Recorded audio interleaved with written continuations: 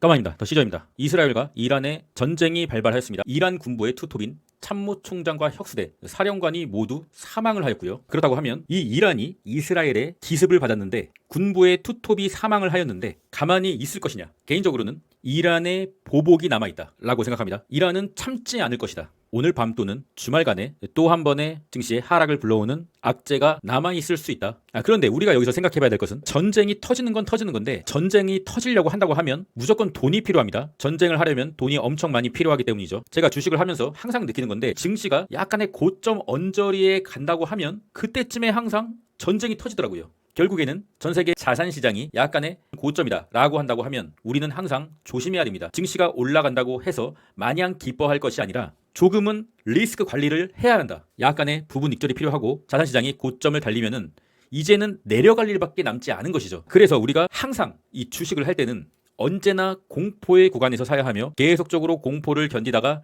증시가 올라가면은 그때부터 오히려 증시의 고점에서 공포를 느껴야 된다. 왜냐? 증시가 고점이 되고 자산시장이 고점이 되면은 항상 무슨 일이 터져요. 자산시장이 끝없이 오르면은 엄청난 버블 그리고 인플레이션이 나오기 때문에 그때쯤 이 세계 경제를 움직이는 인간들이 뭔가를 터트려. 그래서 항상 공포의 매수, 환희의 부분 매도. 공포의 산자들은 지금 팔아도 수익이고 언제 팔아도 수익이에요. 말씀드렸잖아요. 어제 나스닥의 단기 물량, 리스크 관리 필요, 썸네일에 대문짝만 하게 박았잖아요. 그리고 멤버십 텔레그램에 PPI 발표 후 하락을 회복하는 중 3배 레버리지의 부분 매도 기회, 엔비디아 145 저항 맞고 쏙슬 22 저항 계속 맞습니다. 불안하신 분은 부분 익절 하세요. 쏙슬의 특성상 마이너스 30%는 우습게 움직이는 종목이니 쏙슬의 평단이 높으신 분이나 이례적으로 한번 말했습니다. 제가 원래 이런 말을 안 하는데 평단이 낮으셔도 효율상 부분 매도 하세요. 3배 레버리지가 TQQQ 30불 초반이던가 쏙슬 7불 뜨다. 그러면은 장기 투자 베이스로 가능하니 어떠한 풍파를 겪어도 음전이 안 될 평단이라 보이기 때문에 버텨볼만 하다고 봅니다.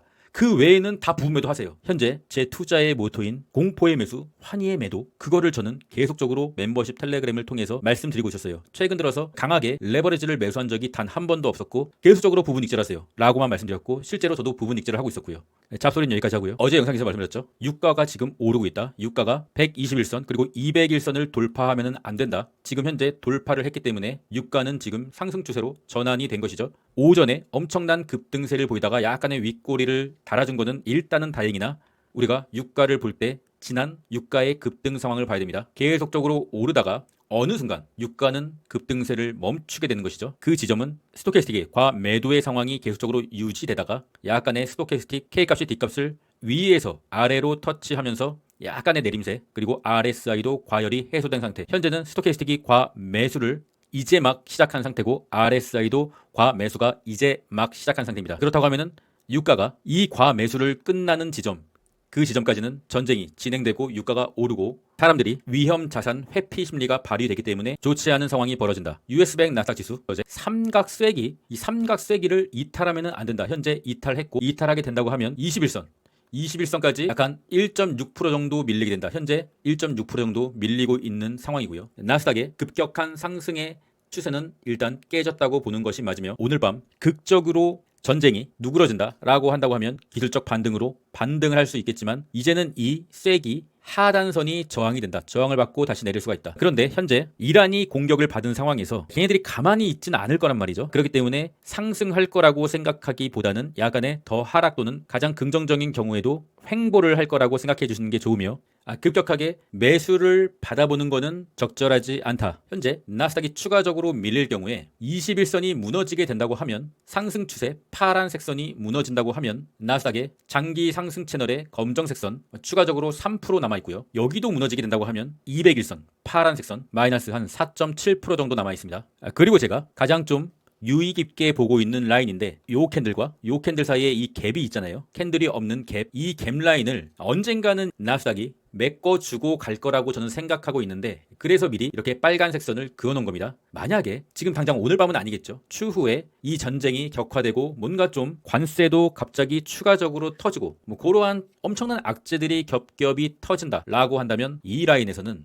이 갭을 메우고 201선에서도 아래에 있기 때문에 여기서는 적극적으로 초분할 매수로 3배 레버리지를 모을 수가 있다. 현재 오늘 밤은 강하게 매수할 자리가 아니다. 물론 저도 이 전쟁이 극적으로 해결되고 나스닥이 반등을 해줬으면 좋겠지만 현재 오늘 밤은 그렇지 않을 확률이 더 크다. 그러니까 오늘 밤은 리스크 대비를 미리 한 자들은 그냥 자라. 뚫어지게 본다고 반등을 할 수 있는 가능성은 그렇게 크지 않다라고 볼 수가 있는 것이죠. 현재 공포가 아닙니다. 현재 내린 것은 그냥 이런 파동의 수준입니다. 내린 게 아니에요. 지금 불과 일주일 전으로 되돌렸을 뿐입니다. 현재는 악재가 터졌지만 그 악재가 어느 정도의 심각성인지 시장은 간을 보고 있는 상태. 악재가 시장에 완벽하게 반영이 되지 않은 상태입니다. 지금은 공포가 아니에요. 그냥 파동의 상황에서 내릴 수 있는 최대치 21선 지지를 하고 있을 뿐입니다.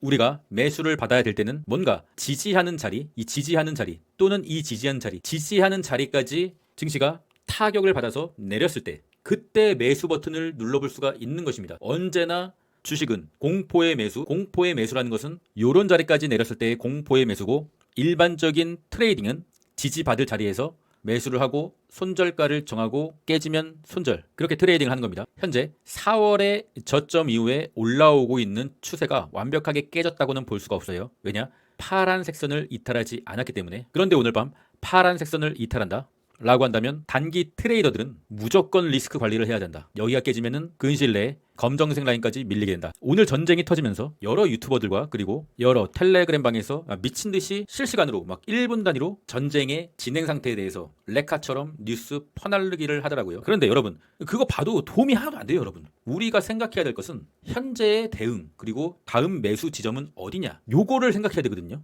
그런 거 봐봤자 뭐합니까? 우리가 전쟁할 것도 아닌데.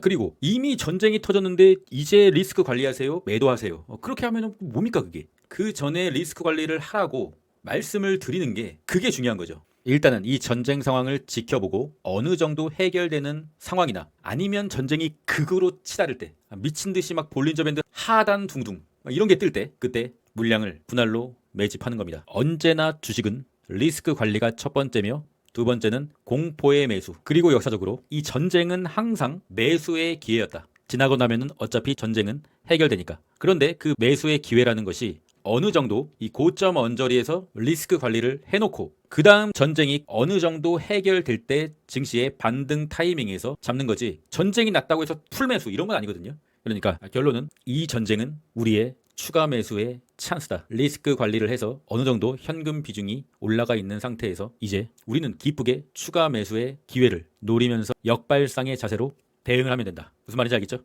그럼 전 끝까지 했습니다. 이상입니다.